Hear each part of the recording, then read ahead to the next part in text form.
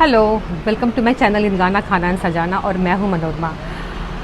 आज ये है हमारी मेरे हाउस हेल्पर हैं, ये हमारे घर में काम करती है, बहुत अच्छा काम करती हैं और ये बहुत अच्छे जानकार हैं रामायण की भी। तो इन्होंने मुझे अभी कल परसों मुझे कुछ ऐसी बात बताई रामायण के बारे में कि मैंने सोचा कि क्यों ना मैं आप लोगों के साथ शेयर करूं इसको, क्योंकि हमने कभी नहीं सुना इसके बारे में।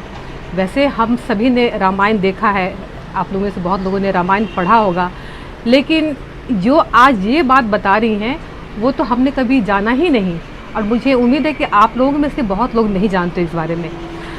ये हम कहते हैं ना कि राम जी और सीता जी का जो विवाह था वो बहुत ही आदर्श विवाह था। मतलब उनकी ज़िंदगी में जो भी था वो बहुत ही आदर्श था। पति पत्नी वो बहुत ही आदर्श थे, सब कुछ बहुत अच्छा था। फिर सीता जी ने इतना दुख क्यों भोगा? ये बात तो उठता है ना कि भाई वो इतनी अच्छी बहू थी, इतनी अच्छी पत्नी थी, तो वो इतना दुख उन्होंने क्यों भोगा? तो यहाँ एक बात आती है, क्या? कर्म का फल। हम कहते हैं ना कि इंसान को उसके कर्मों का फल मिलता है, लेकिन ये सिर्फ इंसान को ही नहीं, भगवान भी इससे अछूते नहीं हैं, उन्हें भी अपने कर्मों का फल मिलता है, क्यों? है ना? तो आज यही बात ये बताएंगी कि सीता जी ने ऐसा क्या किया था जो उन्होंने इतना दुख झेला, इतना अच्छा पति पाकर भी, पुरुषोत्तम राम पाके, इतना अच्छा ससुराल पाके, और फिर भी उन्होंने इतना दुख क्यों भोगा? तो आज इसी के बारे में ये बताएंगी और इनका नाम मैं बता दूँ, ये है विद्यावती। तो चलिए जानते हैं कि आखिर सीता जी ने इतना दुख क्यों भोगा, आज ये बताएंगी। तो ओवर टू विद्यावती। भाइयों और मेरे बहनों, मेरे माँ, मेरे पिता, हम लोग को ये नहीं समझ है कि हम लोग को क्यों कर्मानुसार भोगना पड़ता है। हम लोग अपने भगवान को हरदम कोसते हैं, भगवान को कोसना नहीं चाहिए। हमारे कर्मों का फल हमको मिलता है रिटर्न तुरंत। एक जो बीज धरती में सड़ा हुआ डालिए तो वो बीज अंकुर बन के जरूर फूटेगा। सीता जैसी लड़की जनक दुलारी थी, पुरुषोत्तम रामचंद्र की पत्नी थी, लेकिन उनको कर्म ने छोड़ा नहीं।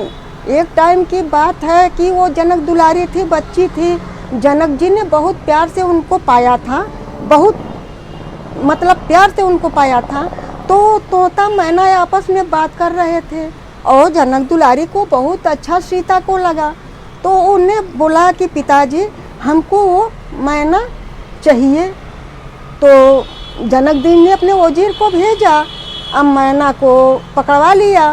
तो मैना को लेकर के साथ में खेलने लगी सीता जी।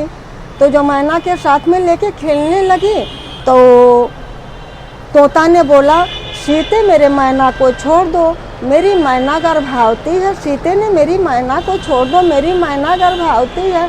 लेकिन सीता बच्ची क्यों, उनको क्या पता है कि ये क्या कह रहा है, जैसे हम लोग को नहीं पता है कि हम लोग क्या कर्म किए हैं। तो वो नहीं छोड़ी। अब सीता के पास मैना शांत हो गई और उधर पिजड़े में तोता शांत हो गया। तो पिजड़े में जब तोता शांत हो गया तो जान लीजिए कि वो तोता जब शांत होने लगा तो बोला, जाओ सीते, मेरी गर्भवती पत्नी तुमने हमसे अलग किया है, जाओ, जब तुम भी गर्भवती होगी तो तुम्हारे पति से हम अलग करेंगे। तो जब बड़ी होते होते सीता ने बड़ी हो गई तो राजा रामचंद्र से उनका शादी हुआ। इतने बड़े घराना में, इतने बड़े घराना की लड़की, इतने बड़े घराना में शादी हुआ। तो शादी हुआ तो जब वही जो तोता शांत हुआ था, वही तोता धोबी बन के पैदा लिया। और जब ये सीता राम के साथ रहने लगी, फिर वन में गए, फिर बच्चा होने के रहा, तो वही धोबी बन करके वो तोता ने ताना मारा। और जितनी सुख सुविधा में मैना को सीता पाली थी, वही सुख सुविधा में वो एक ऋषि के कुटिया में पली, लेकिन उनको कर्म छोड़ा नहीं। जो कर्म की थी वो कर्म उनको भोगना पड़ा सीता को। वही सुख सुविधा में ऋषि के कुटिया में पली, लेकिन राजा रामचंद्र से अलग होकर के पली। तो भाइयों, मेरे माँ, मेरे बहनों, हम लोग को हम ही लोग का कर्म रिटर्न मिलता है, लेकिन हम लोग को समझ नहीं आता है कि हम लोग क्या किए हैं। कोसते हैं किसको? ऊपर वाले को।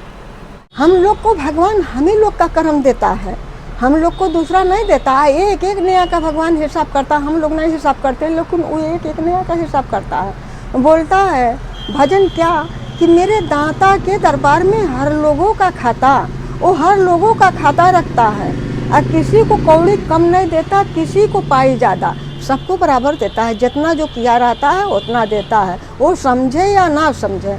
किसी को कौड़ी कम नहीं देता, किसी को पाई ज़्यादा, अब बैठा बैठा ऊपर उस सबका हिसाब लगाता। अब मेरे दाता के दरबार में हर लोगों का खाता।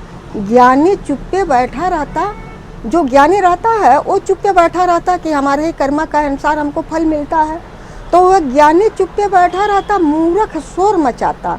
मेरे दाता के दरबार में हर लोगों का खाता। जो ज्ञानी रहता वो अपना कर्म सोच करके बैठा रहता है, कर्म करेंगे जो फल देने वाला तो ऊपर वाला है, लेकिन जो मूर्ख है वो शोर मचाता है।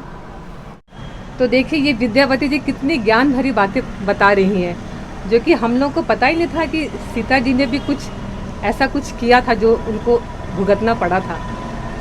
तो मिलते हैं अगले वीडियो में। अगर आपको ये वीडियो अच्छा लगा तो एक लाइक दे दीजिएगा और शेयर कर दीजिएगा, और अगर आप मेरे इस वीडियो में पहली बार हैं तो इस वीडियो को सब्सक्राइब कर दीजिएगा। Thanks for watching.